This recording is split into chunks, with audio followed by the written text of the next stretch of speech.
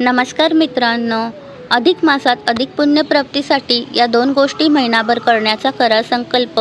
यंदा 17 मे रोजी अधिक मास सुरू होत आहे. त्यानिमित्ताने अधिक फळ देणारी आणि भगवान विष्णूंना प्रिय असणारी उपासना जरूर करा. नमस्कार मित्रांनो, श्री स्वामी समर्थ. अधिक मास, ज्याला आपण पुरुषोत्तम मास म्हणून ओळखतो, हा काळ अध्यात्म आणि आत्मिक प्रगतीसाठी अत्यंत फलदायी मानला जातो. या काळात केलेली उपासना इतर वेळेपेक्षा कैक पटीने अधिक पुण्य देऊन जाते.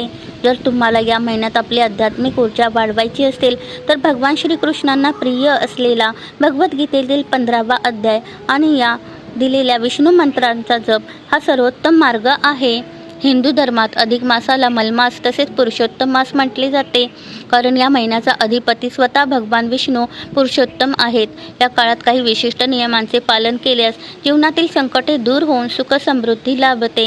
यासाठी व्रत स्वरूप एखादी उपासना नियमितपणे महिनाभर करावी असे शास्त्र सांगते. त्यातही उत्तम फलदायी उपासना याप्रमाणे: 1. भगवद्गीतेचा 15वा अध्याय पुरुषोत्तम योग. भगवद्गीतेतील 15व्या अध्यायाला पुरुषोत्तम योग असे नाव आहे. अधिक मासात या अध्यायाचे वाचन करण्याचे अनन्यसाधारण महत्त्व आहे. अध्यायाचे सार: या अध्यायात संसाररूपी वृक्षाचे, अश्वत्थ वृक्षाचे वर्णन केले आहे. भगवान श्रीकृष्ण सांगतात की या जगाच्या मोहजालातून बाहेर पडण्यासाठी ज्ञानाची कुऱ्हाड आवश्यक आहे. हा अध्याय का वाचावा? हा अध्याय गीतेचा अर्क मानला जातो.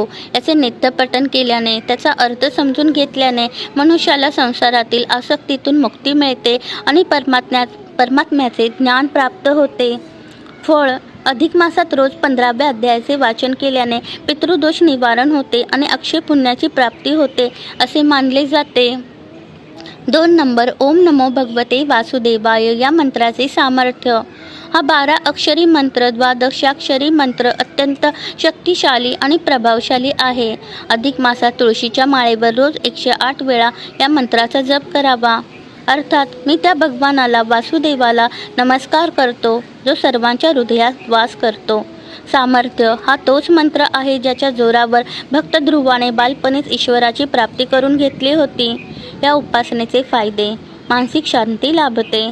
या मंत्राच्या उच्चारणाने मनातील नकारात्मक विचार दूर होतात आणि एकाग्रता वाढते.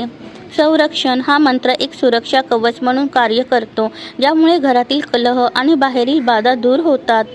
मोक्ष प्राप्ती: निष्काम भावनेने जप केल्यास हा मंत्र जन्ममरणाच्या फेऱ्यातून मुक्ती देण्यास समर्थ आहे.